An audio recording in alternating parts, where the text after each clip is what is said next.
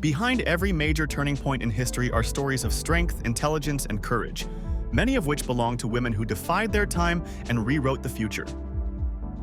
Today, we dive into the lives of three such women: a scientist who discovered the invisible, a queen who shaped an era, and a former slave who led hundreds to freedom.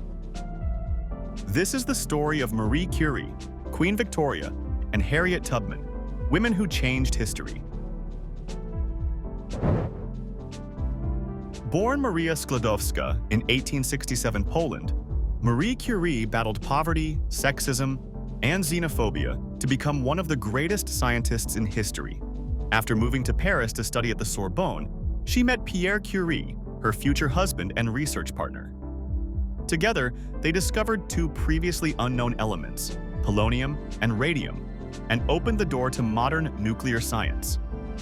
Earning her attention to minerals, she found her interest drawn to pitchblende, a mineral whose activity, superior to that of pure uranium, could be explained only by the presence in the ore of small quantities of an unknown substance of very high activity.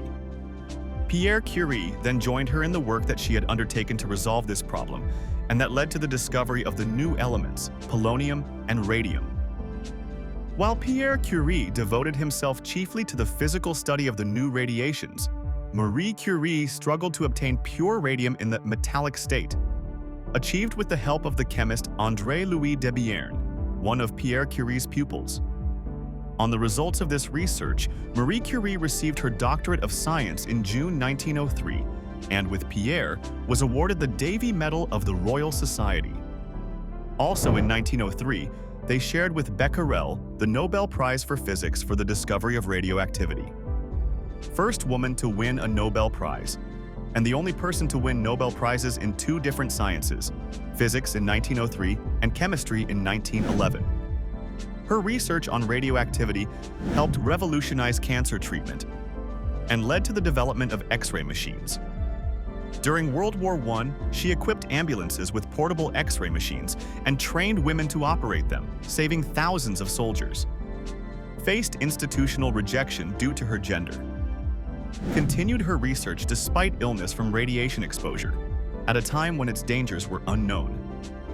Marie Curie's notebooks are still radioactive and stored in lead-lined boxes.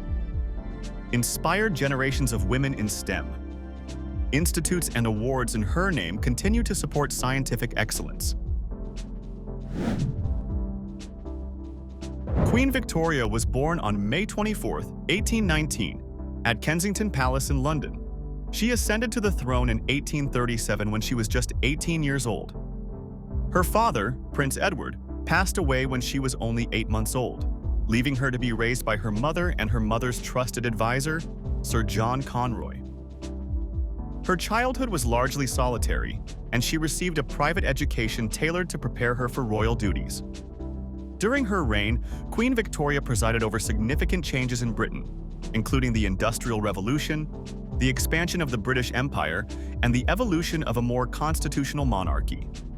Though inexperienced at first, she developed into a strong and respected leader. In 1848, under her Prime Minister Lord John Russell, the Public Health Act was passed, improving living conditions for the poor. In 1851, the Great Exhibition, organized by Prince Albert and held in the Crystal Palace, showcased Britain's industrial strength to the world. Victoria deeply valued family life.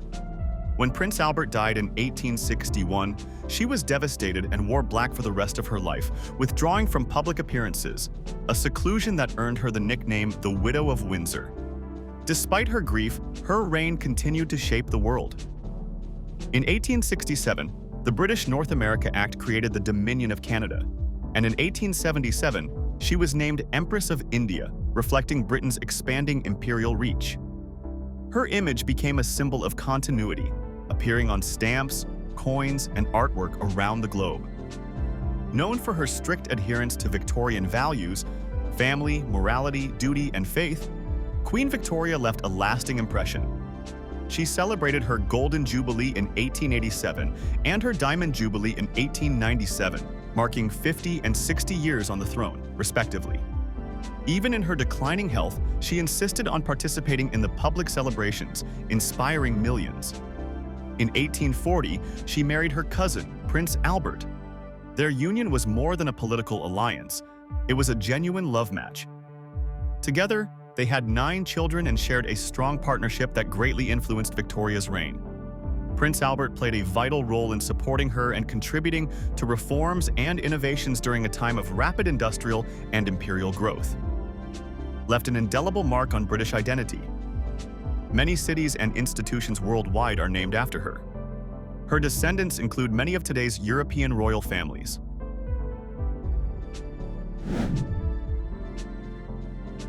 Harriet Tubman was born into slavery in Maryland around 1822. But she didn't just escape slavery, she became its fiercest opponent. Nicknamed the Moses of her people, Tubman helped over 70 enslaved people find freedom through the Underground Railroad. In 1849, on the strength of rumors that she was about to be sold, Tubman fled to Philadelphia, leaving behind her husband, who refused to leave, parents, and siblings.